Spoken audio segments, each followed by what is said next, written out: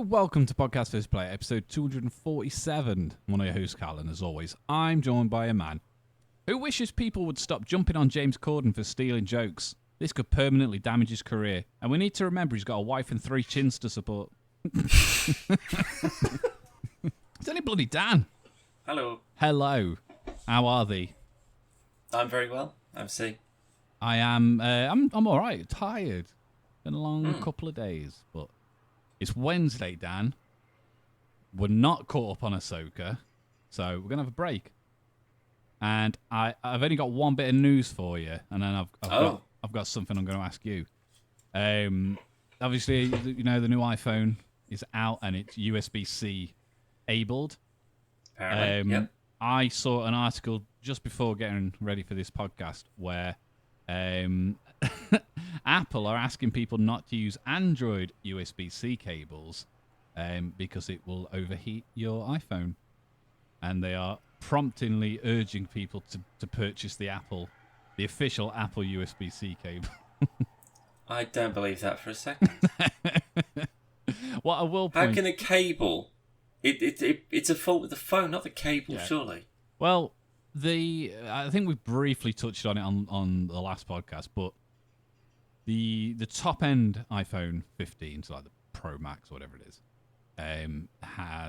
that's actually been properly certified for USB-C, so it's got your fast charge and everything else. The iPhone 15, the system on board chip that's inside it cannot actually handle a full USB-C charging method, so it only does a slow USB-C 1 charge. But it would be completely irrelevant what cable you used, because the cable can only input what the phone can receive. So even if you had a 65 watt charge cable, it won't deliver 65 watts of charge to the phone if it doesn't support 65 watt charging. So it's just Apple being dicks. Yeah. It's another outstanding marketing move. Like Samsung did this a few years ago with the Galaxy Note when they said, make sure you use the right charger, otherwise your phone will explode.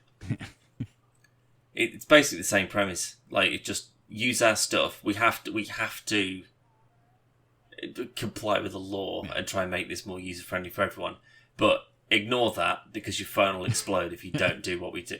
Like, how about instead of making phones that are dangerous if you comply with the laws that you're now being set by, how about just, do the same thing that literally everyone else is having to do? I mean, when it comes to I think it was the Note 9, I think it was, that did actually overheat and blow up. I believe them on that. But I think it's a lot more viable as a company to, like you say, to make something that isn't dangerous and just complies with the basic fundamentals of devices that need to be charged via a plug, or include it with the phone. So the one that it's costing that you enough should as it use, is, for God's sake. If you are destined to only use the one that they say that you got to use, include it with the phone. Is this like an official announcement? Is this on their website or something? I don't know if it's on the website. It was an Apple store that put the news out. Just one of them? I believe it started with one and then others have chimed in. Yeah, that's a a store not hitting its fucking bonus targets. That's most likely. But I refuse to spend any whether it's a HDMI cable, a USB-C cable. I'm not paying premium prices for a premium cable. It's the same fucking cable. I'm not paying it. I will say also, I'm pretty sure it's their fault. Like if it now has to if it has to support a universal cable that anything can plug into it that's the to point charge. That is the point of it, to make sure it's accessible for everybody. But surely the fault lies with them if you try and use a universal one and it doesn't work or it causes damage to the phone. Surely that's their fault because of poor design. I mean, it could be literally a really, really bad way of going, well, we tried, it didn't work, so we're going to go back to the Lightning adapter. Maybe, but surely that would have to be investigated, like impartially by presumably two people for 20 minutes going, nah, bollocks. Yeah. Well, I think it'll work absolutely fine. What are you on about? I think I'm going to say TechCrunch, but I'm not 100% sure if it was them. But they basically had since this news broke, they've had an iPhone 15 on charge with a generic USB-C cable, and had one on charge with like the official Apple USB-C cable, and neither of them have like temperatures of. Really of course they haven't. Like, that means that if there was anything behind it, it means that they'd have to issue a product recall. Yeah. Well, they've sold a faulty and potentially dangerous product. There's nothing in the the little booklet that comes with the 15. There's nothing in it that says you have to use an Apple certified USB-C cable, which is also made in the same place that most of the USB-C cables are made. So that's all it is. It's just a generic cable, but it's just white. Yeah, well, I mean, I'm pretty sure I've got one in a plug down here that's white. It's not an Apple one. It's just again, people will believe it and people will buy it. Of course they will. And they'll same with fucking morons who put it in the microwave. Yeah. Because the internet told them to do so. I did see a funny thing yesterday where someone with, I don't think it was a MacBook, I think it was a laptop, but they'd been eating some, I want to say Chipotle, and a little grain of rice had got landed on the laptop, and then obviously they'd closed it. And when they opened it, obviously because it was a hard piece of rice, it had cracked the screen. They're like, I thought these were meant to save electronics. Obviously when you get them wet, you put them in a bowl of rice. Yeah. I think it's uncooked rice though. So. Yeah. I don't think it would work with a laptop either. No. I'm pretty sure that's an urban myth, you know, the whole rice thing. I don't know. I'm pretty sure that I've seen. I don't know if it's phones. Some sort of. I can't remember what it is. It's probably like one of those sort of like urban legend, you know, like friend of a friend of a friend or whatever. But like the silicon, that's the point of that. The silica like pieces. Yeah. That you put it in with a device and it keeps the moisture at bay. But I don't know. It's like using like a dehumidifier to, you know, drain a pool. Like it'll do something towards it, but is it powerful enough to actually do what you need it to? Probably not. Also, it can't repair damaged electronics. Yeah, so it might make like it if you safe just to turn on. But yeah, well, it might dry out any moisture. Yeah, but also it's not drawing moisture. So if it's inside and in the battery and swimming around or whatever, it's probably fucked. A bag of rice isn't going to sort that.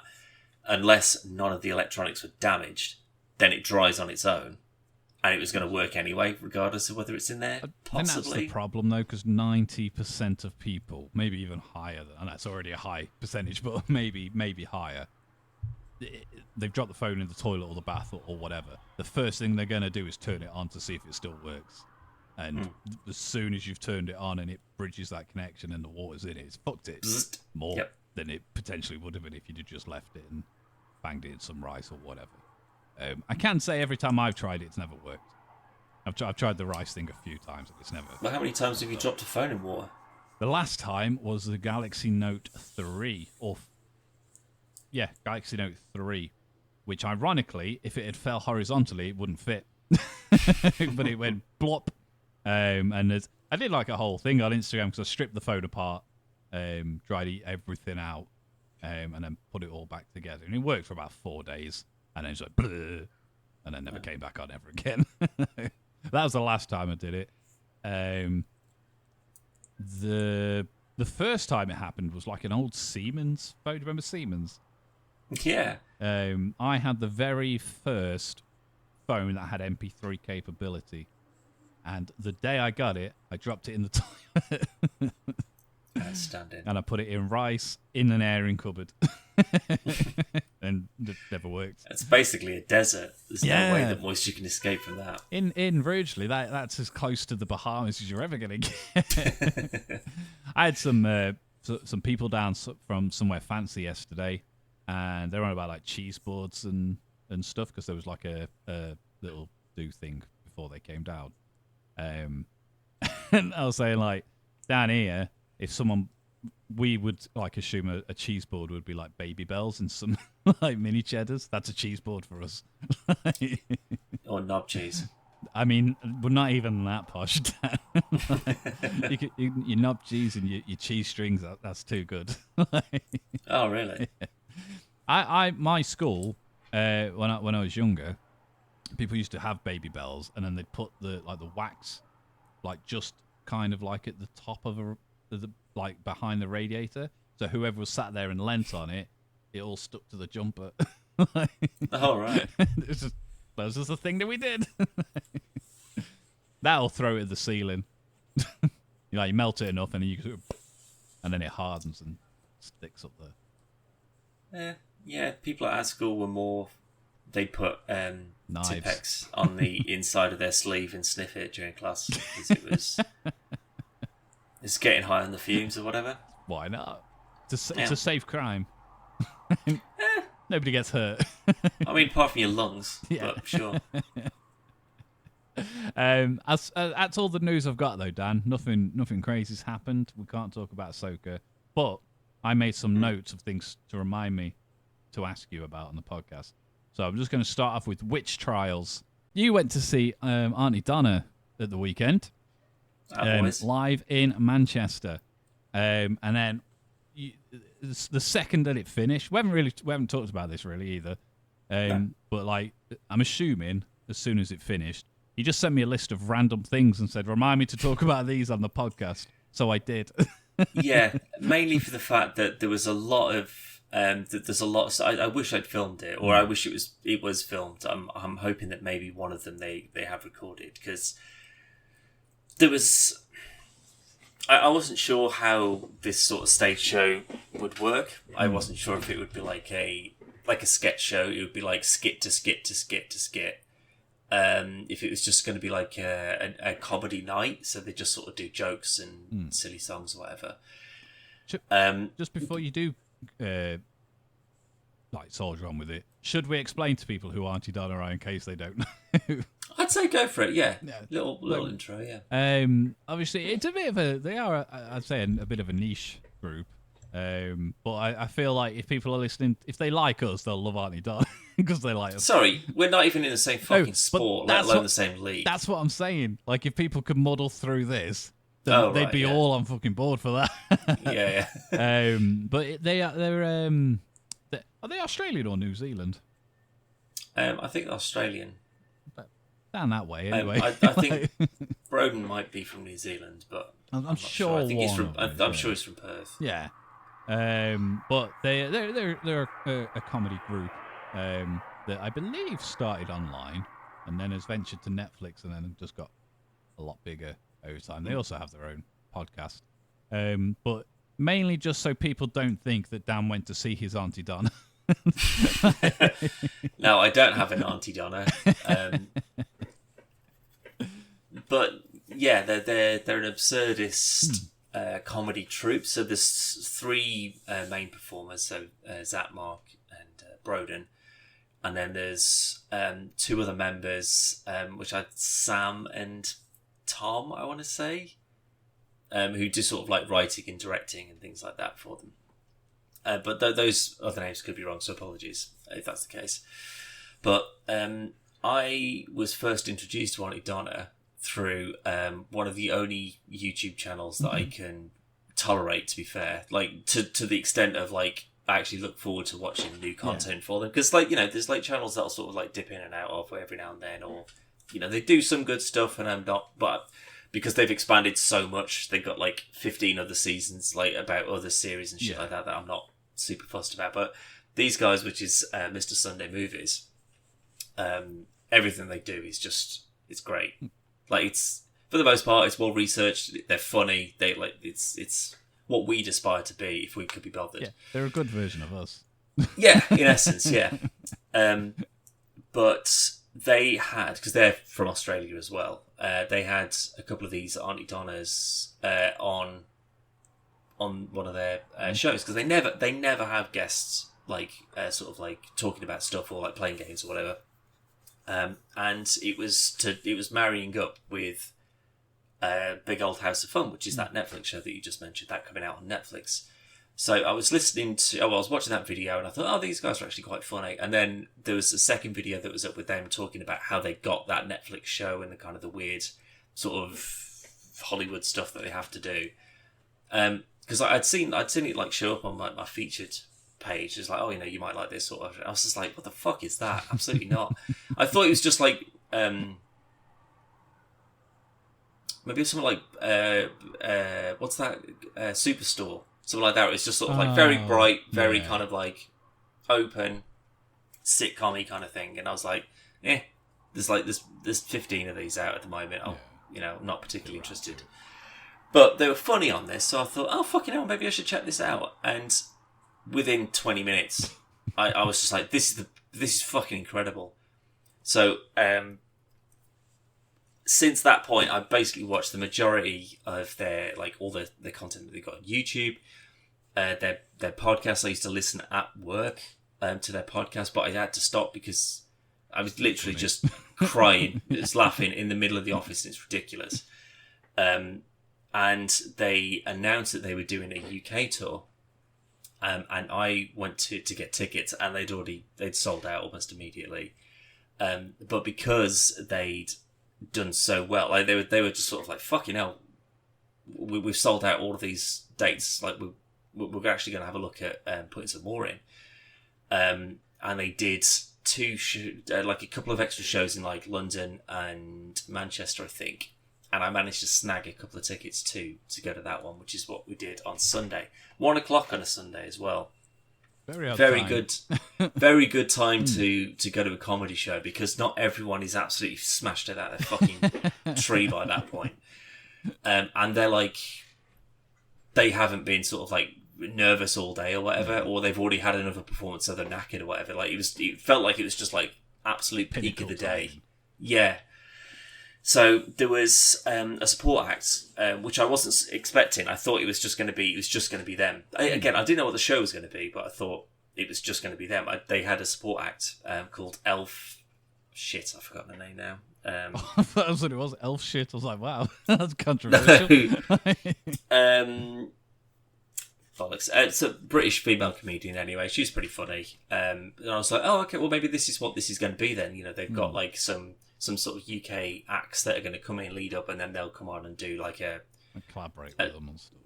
Well, maybe not even that. Just sort of like, like a live at the Apollo kind of thing. Yeah. Someone comes in, does a set. Someone comes in, does a set, and then they do like a best of or whatever. But it was just her. She did the opening again, kind of warmed people up pretty well. And then they came on, and it was just like, it was basically, it was about an hour and a half, 2 hours. And I would love to see another show of this same tour, because other than like obviously like the skits that they're doing, I would love to know how much of that is actually rehearsed, because it felt like about 10% of it was stuff that they planned to do, and everything else they just made up on the spot. And it was fucking hilarious. Like, I was just crying my eyes out the whole like, my eyes were so, like, 'cause I wear lenses. My eyes were so sore by the end of it, because like I was just doing this just constantly, because my eyes were just constantly streaming. But they did like I said, like a bunch of sort of like improv stuff, where they were sort of like riffing with the crowd. And they had like a few new songs that they performed, and a few sort of like funny sketches. But they did a couple of old classics. So they did like Everything's a Drum, and they did Morning Brown. But they'd only do like the start of it, and then it would just sort of like go off on its own little tangent. So it'd be like enough sort of fan service to kind of like tease someone's bollocks. But then there'd be something new that would come from it, which was still quite cool. So the one that you mentioned then was Witch Trials. So this is going to stick with me for the rest of my life, and I don't know why. It was so funny, right? But it absolutely tickled me, and I couldn't stop laughing about it. But basically, they they're sort of like they're on stage. They haven't really got like props and special effects or whatever. You know, they've just kind of got like the odd outfit or whatever they'll change into. But they like I think it was Mark came up and sort of just like, or no, it might have been like a VO actually. But it was just like, oh, in the late 1600s, you know, there was the string of witch trials and you know burnings at the stake, blah blah blah blah. Just sort of to do like a bit of a build up. Yeah. And then they they sort of came together whilst this intro was happening, and they put on like sort of big stereotypical sort of pointy witch hats. And it's just like, and then in the town of Salem, there was the Salem witch time trials. And then they started doing a bleep test. So they go, boop, and they just ran to the other stage, like the other side of the stage before it went, boop, and then they just had to run back again. And I don't know why. It was so, I wasn't expecting it. It was so odd. I couldn't stop laughing about it. It was just so, they just popped these little witch hats on and then just did a bleep test. That's really for like weird. 30 seconds. I was talking about a beep test the other day. Right? It's like, it's almost no one must recognise that anymore.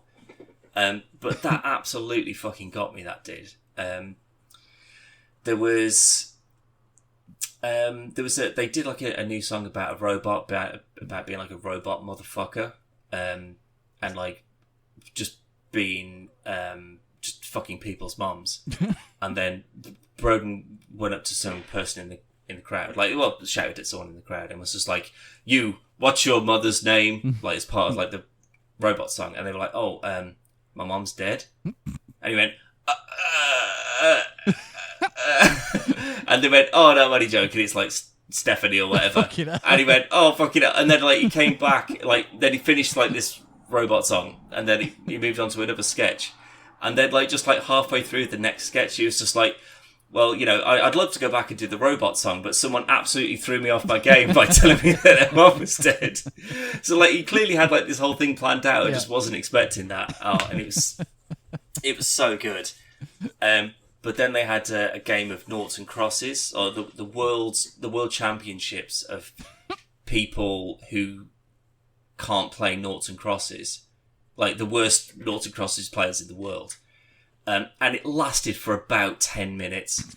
And it was just them just sort of like again, it just felt like everything was just a riff. Like, it was like the brief is, just do a funny noughts and crosses game, and you've got to make it last as long as possible before it's not funny anymore. So they were, they did that for a bit.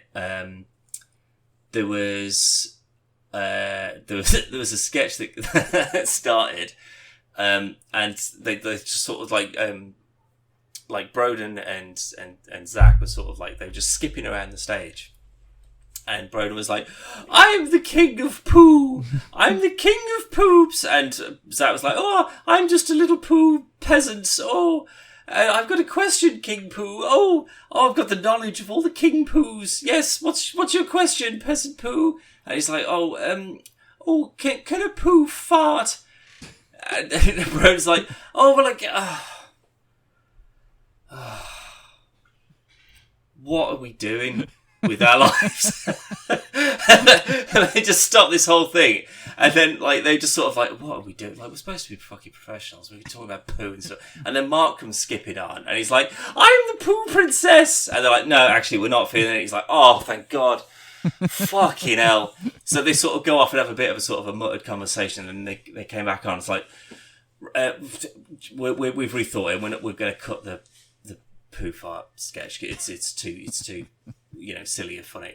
It's not funny. It's silly. So, but you know, we're still a technical kind of show, so we still have to get through the soundtrack for that.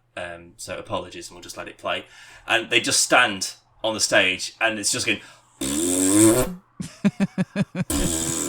And it's just for everyone was just absolutely falling about, and it's just the stupidest fart noises for about 5 minutes, and they went, "Right, sorry about that." Just moved on to the next thing.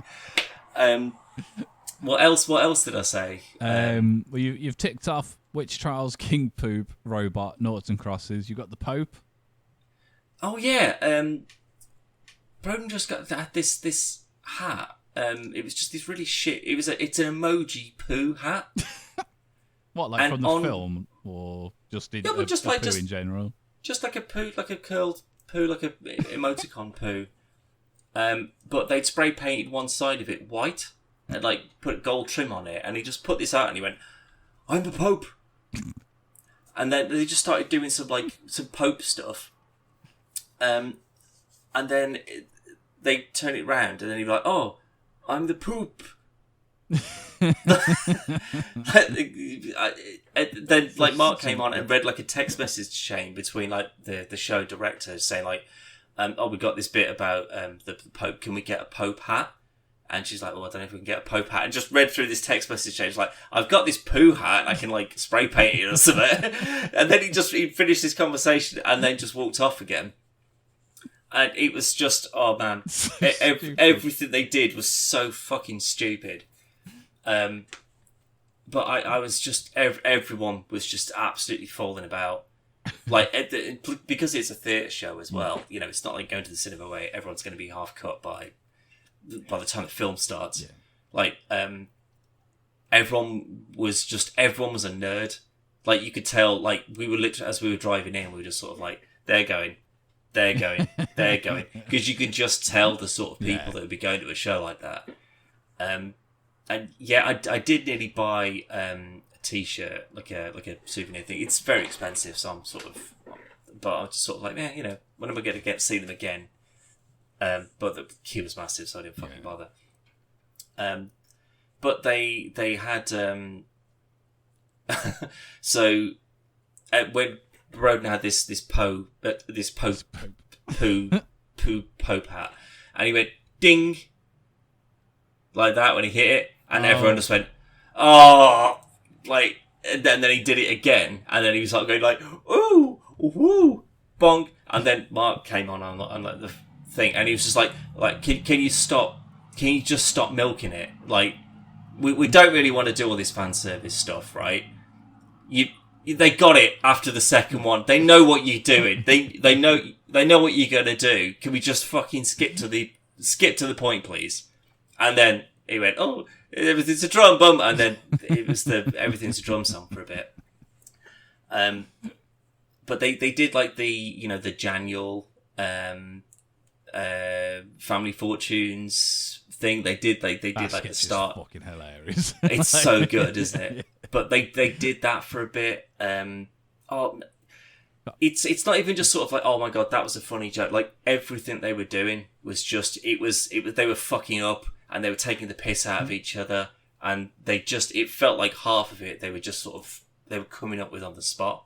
It was some of the funny bits, like some of the funniest bits of like the Mighty Boosh live, like stage shows, and it would be, I can never remember his Rich.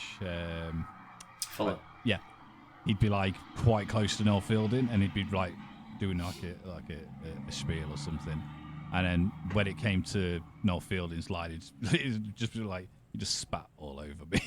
Like, and then like Richard get dead embarrassed and Julia would be laughing, and like they were really funny shows anyway, but those stupid little ad lib bits that shouldn't happen made it even funnier. Yeah, that's it. Literally, it's like Mark was just like, sorry, I've just snotted down myself. It's just like I'm trying to like do it on my shirt so I can keep it out of the way. It's like, yeah, well, don't tell everyone. Like, there was a bunch of stuff like that. They did like, there was this one joke this one sketch that we wanted to do, but we're going to cut it. It's a job interview sketch. We did it in London, but and everyone was like, boo! And they seemed genuinely sort of like, oh, I didn't know that there was a problem with London, but okay, sure. But we did it in London. It went down a treat, but we don't think you're going to be into it unless you want us to. Do you think we should do the yeah, right? And then they came. Oh, it was so good. And they basically just ripped on Manchester for about 10 minutes.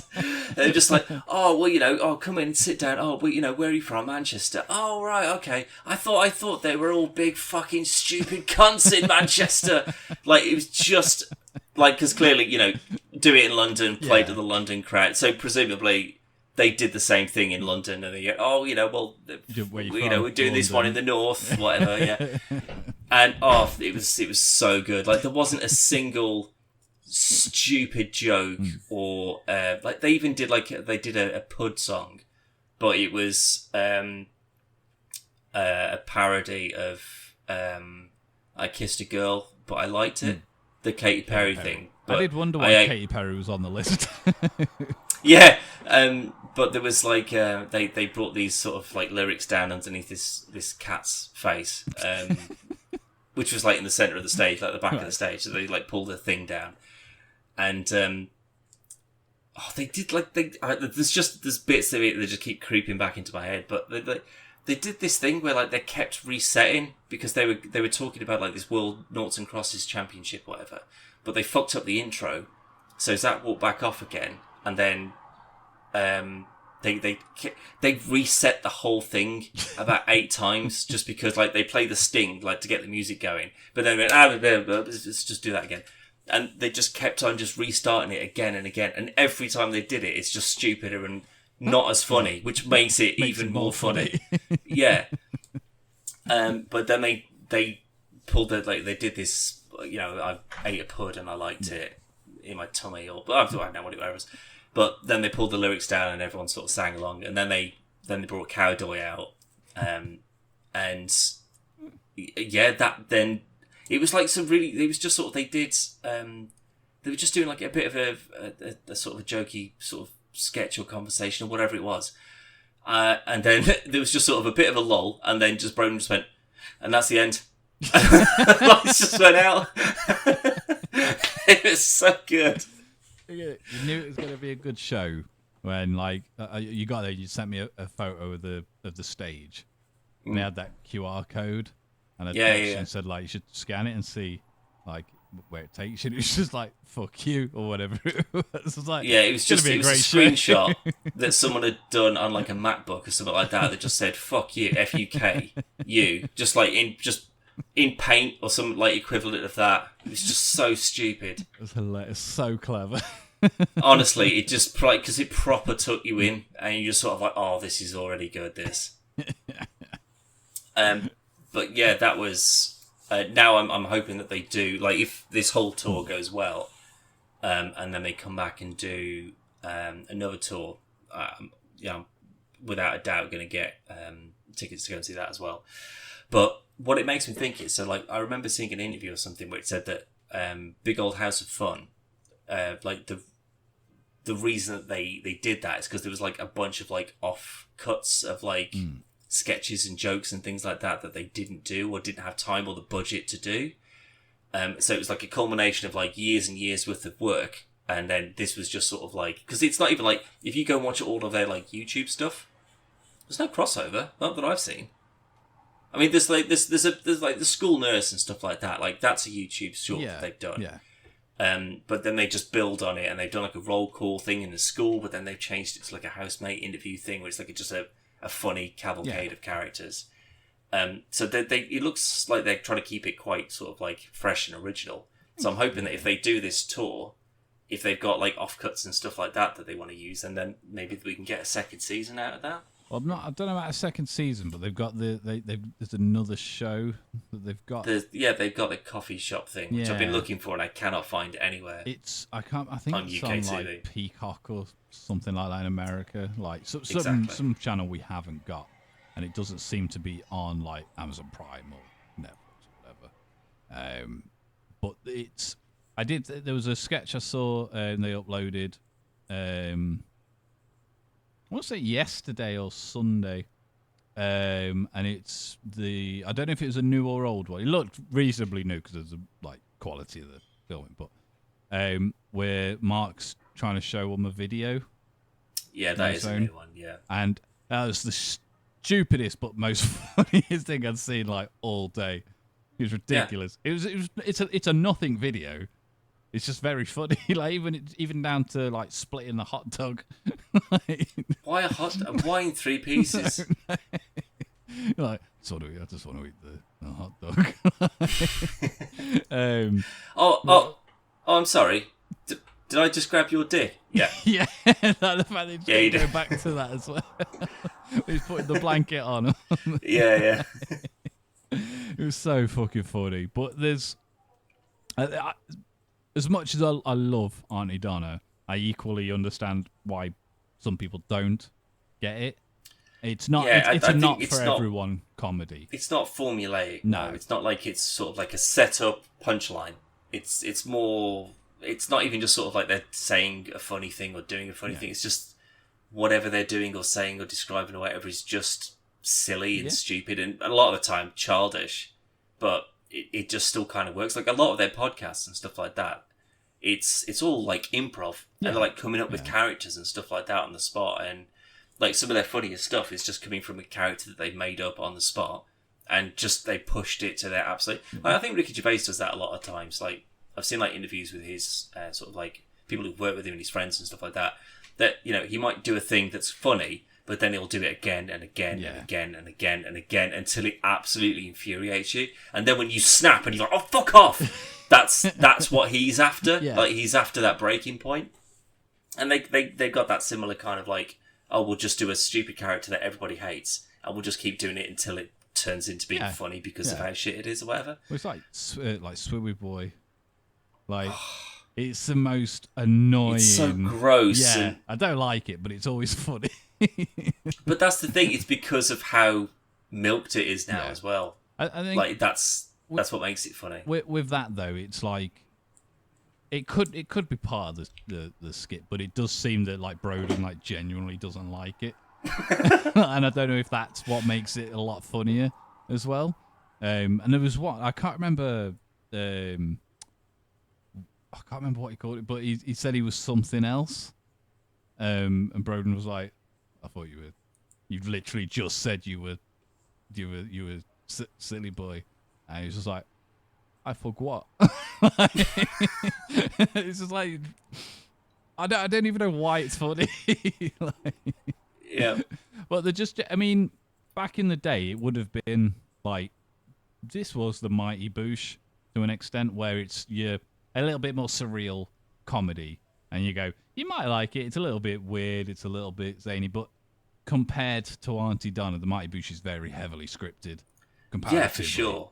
It was just that. I suppose at the time people are watching Friends and sitcom comedy, and then you see something like the Boosh, which is a bit more psychedelic, I suppose. But it's a bit more sort of like it's like your BBC Three sort of like it's a bit of a punt on a is this going to work? Is it not really going to work? exactly. Whereas like your Friends and your Seinfelds and your Office and stuff like that, they've got 15 writers who are all absolutely rinsed to the bone to try and squeeze every bit of comedy. What's going to work? What can we say? Network ratings and rules and blah blah blah. Whereas that was more just sort of like, well, we just want a giant guy that's made of bubble gum that can just come in and do a silly dance and make everybody dance and turn them all pink, and a gorilla that can talk but plays the drums and like, sure, it's silly and it's weird, but it still kind of follows some sort of structure, I guess. Yeah, 'cause you've got your cast of lovable rogues. You've got your what could be seen as villain type characters, like your Dixon Bainbridge and stuff that you're not rooting for, but it's always funny when they come along. Whereas Aunty Donna, like, could you imagine if like YouTube and Netflix and that didn't exist and we still had to abide by like your Channel 4 or your BBC rule? Aunty Donna would never be on telly. Not here, it wouldn't. No, not a chance in hell. No, I don't think so. Like, it's too irreverent. Yeah, it's like I'm pretty sure because like it's still got like not great ratings. I think it's just like I'm gonna have a look on Rotten Tomatoes now and just see what. I think it'll be on like the probably 50 to 60%. I'd say I about think, 60 sounds about right. I think it deserves to be higher, but I don't think it's very high. I could be wrong though. I think it could be. No, I'd say you're probably about right. I just don't think it's the sort of thing that anyone could just get into. Some of the sketches do take a few watches. Wow, no, I'm completely wrong. Average smarter meter, 100%. Oh, there you go. Audience score, 94%. There you go. That's Season. very surprising, though. I'm glad. genuinely I'm shocked by very that. glad. But to be fair, though, because it's not always just the numbers themselves; it's how many people, you know. You look into it, and it's like 3 reviews, Mark, bro.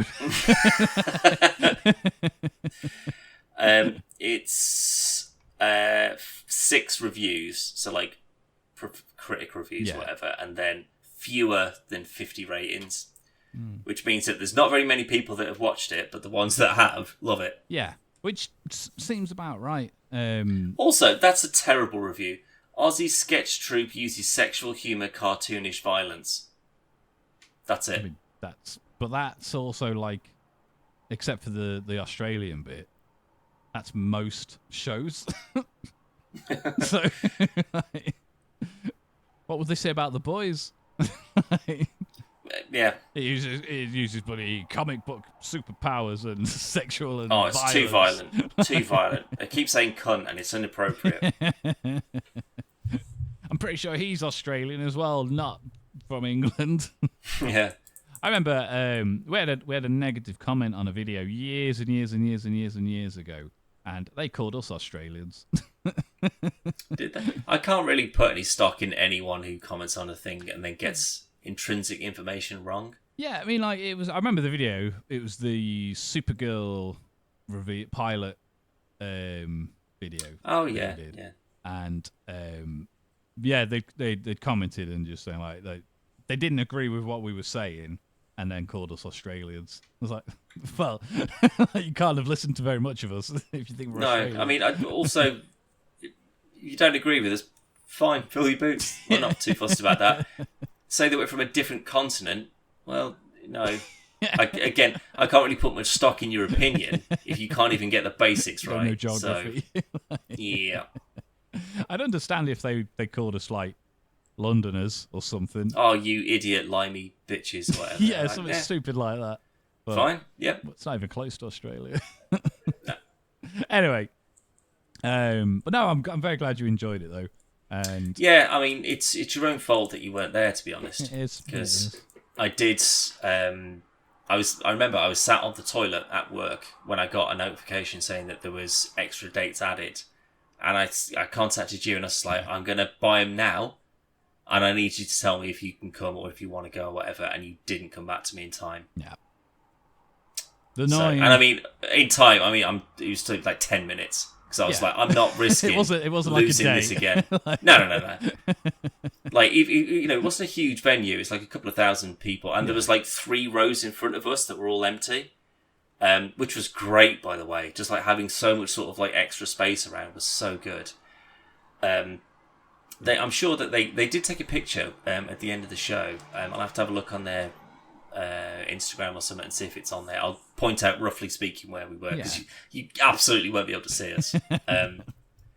But yeah, if they do another one, you'll have to actually pull your finger out and actually try and answer your fucking phone. It is annoying because I'm normally pretty quick with replying to messages, but I can't remember if I was like. I think you were in a meeting. I'm pretty sure I was in a meeting, yeah. Yeah, I think it was quite an actually important meeting that you couldn't just be pissing about on your phone. Well, have you got the number? Say, shut up, it's on tickets. But no, I think it was, if I remember rightly, it was a meeting where, like, it wasn't just a meeting over Teams. It was like a face that I had people there, so I couldn't even just like sneakily do it off camera.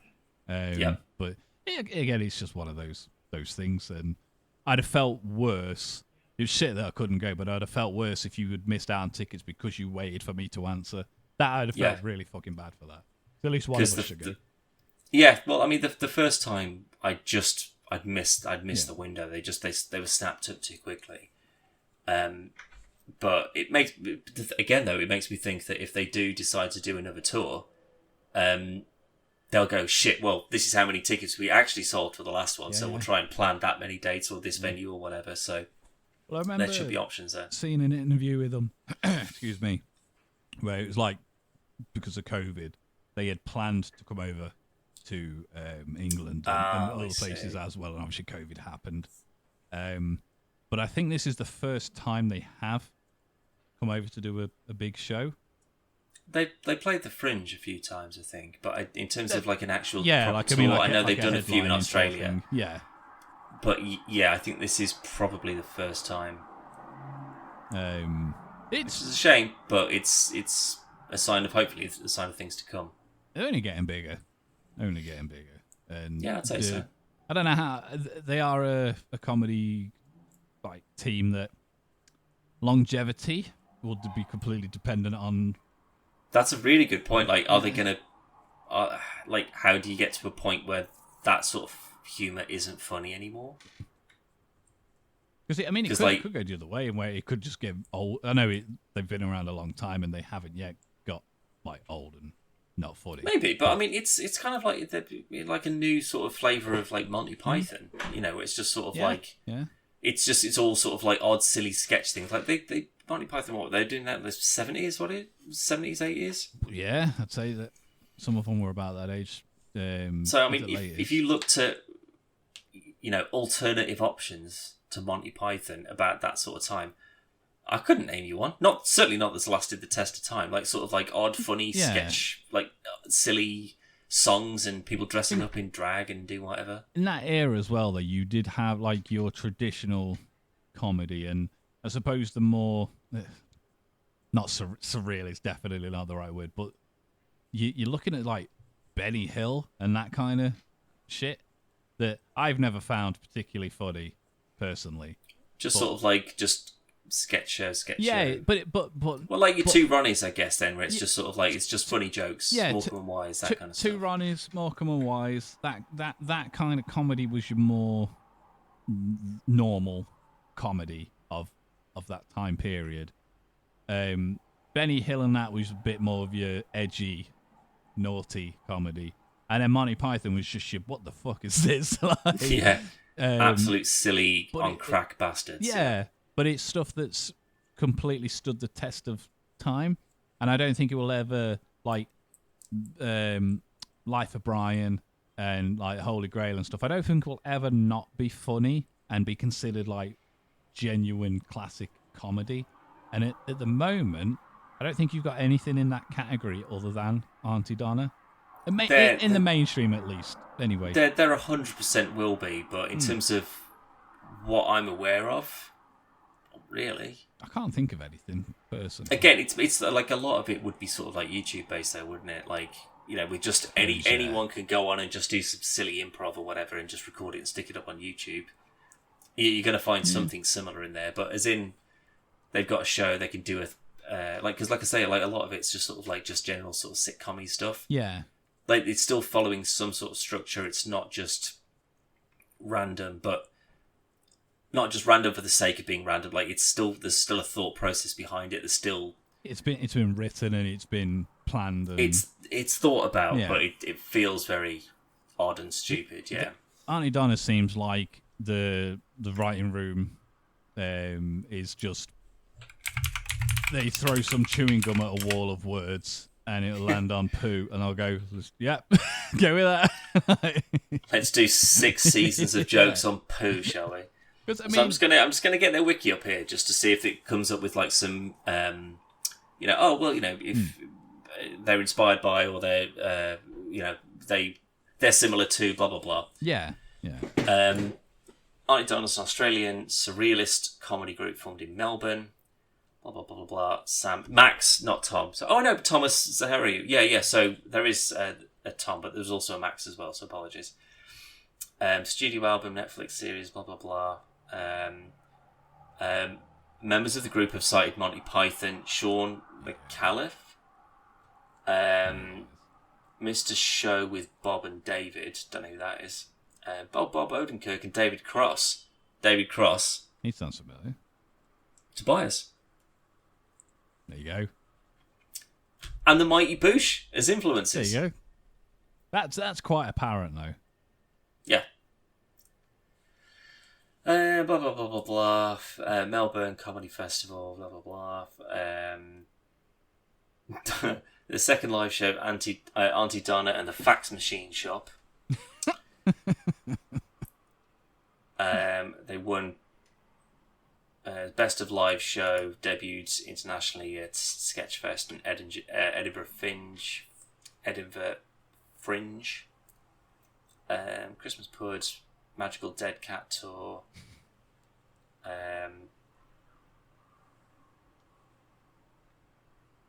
So Brad and Mark, yeah, it doesn't really say too much in the sense of like an inspired by, related to kind of thing. I think it would literally just be like your Mighty Boosh, your Monty Pythons, like, because that's it's like a more madcap, less scripted version of that kind of comedy. And for good, not for bad or anything, but it's dependent on how long they're able to maintain that without it getting stale, because zany is only zany for so long, and then it becomes norm, or creepy. Yeah, but because they're not overly sexual jokes. Some are a bit naughty, but I mean, most of them are about penises and poops and. No, but not in like something like the camping sketch. I can't see that aging, and they're going to loop back to that. So I don't see that happening. But a lot of when you like the first thing, what's the first thing you think of when you think of Aunty Donna? Just any joke. Morning Brown. Morning Brown. So I'd probably go with Pud, to be honest. Yeah. But again, these are Morning Brown, Pud. No, I've already ruined my thing, because the next one was gonna be the oh my god, I can't actually remember the sketch now. We watched it together and we were crying for days. I think it's in a school. Oh, the bully, where Mark's a ball bag. But yeah, and he's smacking people's bottoms. Yeah. That. So I've already ruined it. But also the I'm walking down the street. I'm having a poo. I'm walking down the street, but that sketch is funny for the visual aspect of it when Mark's apologising because he didn't mean to walk in on him, but Zach, sorry, and then he'll be singing and he'll be like he's at a Meatloaf style concert or whatever. But then when it cuts back to Broden, it's just Zach there just singing.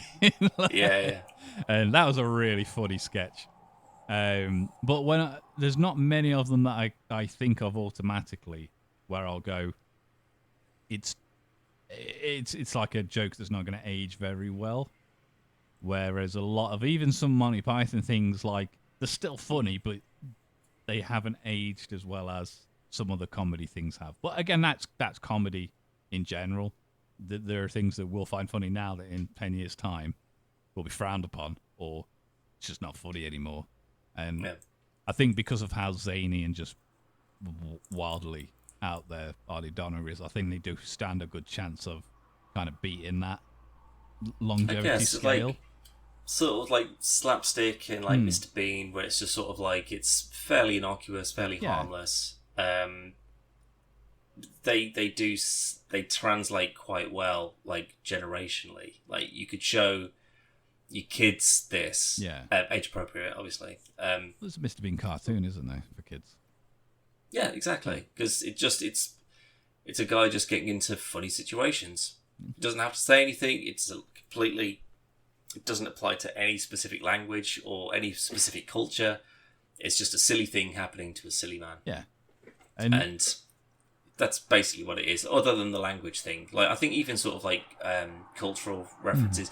That's one thing I did notice is that they made a few jokes about like I worked at PC World before that became Curry's, or they were talking about a Greg's sausage roll or something like that. I'm just like, it feels like you kind of just you googled kind of like what's a go-to joke topic in the UK, maybe the motorways or weather or Londoners, woo, that sort of stuff.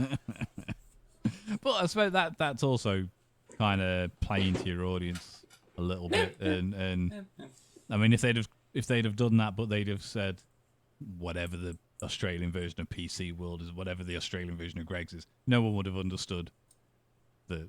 Yeah, I know, but you can't. You can still understand what. Yeah, what they're talking about. Yeah, you know, if they're going on about, it's bloody Jono's Bakery, and there's like, there's always a Jono's Bakery in every city, and you go, I'm going to go get myself a nice pie from Jono's Bakery. You'd still know what they're on about. You wouldn't be like, I know what a Greg's sausage roll is because I bought a Greg's sausage roll, so that's funny to me. Well, do you think that they went to Greg's? Yep. Because I'm more okay with that. More okay with that. Because I was hoping that maybe they'd been sponsored by Greg's and they could like roll some sausage rolls out onto the stage, but no such luck. I do like. They also didn't have a giant pud cannon, so that's disappointing. Very disappointing. Would you want it to shoot t-shirts or puds though? I'd say pud t-shirts. That's what I mean, like pud t-shirts, like the official ones as well, which literally really just small font that says pud. But yeah, that's what they were selling. It was like a green t-shirt with just white writing and it just said pud. Just sort of like just like next to the shoulder here, just the worst place. If that queue hadn't been so fucking big. But do you know how much there was? Or... I don't, and that's probably a good thing, to be fair. I don't think they'd have been shit. I reckon they'd have been like... It would have been about 30 quid or something like that. But again, you can go on their website and get that exact same pud t-shirt for probably still quite expensive. That's the thing with like these days though, where like you could go to like I can't remember what the to be fair, I can't. I was going to say I can't remember the first, but I actually can't remember the last like gig I went to and got a t-shirt when I was younger. And I always tried to, but they were typically it was beer or a t-shirt. I couldn't afford both. I can enjoy it or can remember it. Yeah. But now you don't need to do that nowadays because of the internet. Brought to you by Fifine and their K669D XLR microphone. K669D is an excellent choice if you're upgrading from a USB microphone. You don't want to break the bank. With an all-metal body and grill at only $39.99, it offers tremendous sound and build quality at a really affordable price. Head to podcastversusplayer.com/review to see more. Now, back to the podcast. You need to go and watch Ahsoka. Is what you need to do. That's very true. I do. Which means that we can have a double episode next week. Yes, and it'll also be what we'll do, Dan. We're not going to talk about it. It's the last one. It'll be the penultimate one. Yeah. So no. Next week, this week's the penultimate. Next week is the final. Oh damn! Really? Oh dang! Also, the Continental. That dropped at the end of last week as well, and I've been meaning to watch that because it does look quite good. I only found out that it's 3 episodes. There's only 3 episodes, but the first one, I don't know if they all are, but the first one was like an hour and a half, so it could be as long as a normal miniseries. Yeah. Just in the space of 3 hours, 3 episodes instead, but could be good. That only takes it to 4.5 episodes. If they're all an hour and a half long, that's only like 4.5 episodes, isn't it? It depends because some shows are like 28 minutes long. Some of them are like 36, and like the Disney Plus ones just seem to be all over the shop. This one's 33 minutes. This one's 52 minutes. Like they just seem to make it up as they're going along. They don't really have like a make sure it's this long. I'm fine with the I know what people are saying with like the Netflix thing where it's like they're all an hour long and there's too many episodes and too much filler and all that stuff. And I agree, but if there's only 8, then I want them to be like an hour long and have enough in them, because it doesn't seem to be enough. Like I have been, I think arguably Ahsoka's like the best Star Wars series. I know you really like Andor, but yeah, when I say Star Wars, I mean this is the most Star Wars show. It feels very It's like it's Jedi and the Force and Wales and whatever. Yeah. I know we've had dabbles of it with like Mandalorian and stuff, but I think this is the best one. But I don't think 8's enough episodes for it, especially after this one. Not going to go to spoilers, but considering we've only got 1 left, this was quite a disappointing episode. Maybe I'll save it until next week then, and maybe I'll watch both of them back to back. Maybe I'll get more out of it if I've got the build up and then the finale. Maybe it wasn't bad. And I don't want you to go into it going, I need to get this one out of the way so I can watch the last one. It's just, again, because you got this and then one more, it just seemed like there should have been a bit more like gravitas to it. And it just seemed quite a filler episode, even though the content wasn't filler-esque. I know that's really a lot of different points getting across for one thing, but I was just quite disappointed with it. But hopefully it'll pay off in the next one. But equally, I don't want it to just end and then that's it. Like, how I think it's going to pay out, it'll lead into either the Mandoverse movie or it'll lead into Ahsoka season 2 or whatever. But if they just go no, and then it's just like they win and the villain's defeated and that's it. It's just like you haven't earned that at all. Yeah. But obviously we'll see. But we'll talk more about that next week, and we've got Loki to look forward to. Yeah, it starts next Friday, I think. So we'll be doing we'll be starting a spoiler cast for that. So we'll be doing a spoiler cast every Friday. I think is it on a Thursday or is it on a Friday? Well, the first episode's on the 6th, which is the Friday. So probably every Friday. I'm just going to double check because it usually says like first episode blah, and then every new episode's every whatever. Usually, whatever day it starts on will be the day that it comes out on as well. Yeah, it just says season 2 coming on the 6th of October. I'd still assume it's going to be a Friday. I'm sure when we looked, it said it was out on whatever date, and then premieres every Thursday. But again, that was America, so it should hour-wise it should be Friday here. So we'll either do the spoiler cast on the Friday or on the Monday, and we'll do that for every episode. And looking forward to it. Very much forward to Loki. First season was real good. Like probably the standout of the Marvel Disney Plus shows for me. Yeah, all of them. I think it was very good, and hopefully they'll follow that. How they do with Kang, we'll find out. But yeah, I've got a feeling he might disappear very soon. He may have just like died off screen before it even starts. No, they would be like, oh, well, it's another time thing. Bang, different face. Yeah, somebody else. Okay. Yeah. But yeah, we'll obviously we'll see what happens with that. But you can go to podcastfirstplay.com. You can see other spoiler casts we've done, and you can see new review went up for Five Finds K669, the XLR microphones. That's up. And what else have we done? We did some Sporkle. We got some Fallout coming up. Sniper Elite, Fallout. Yeah. And hopefully we'll do some Payday 3 soon. When it works. It's not really up to us. Yeah. We tried the other day. It didn't work. But we'll get around that. But no, let's go off and let's go do some Starfield then. Let's. Not together, but. No. That wish. See you in the next one. Bye.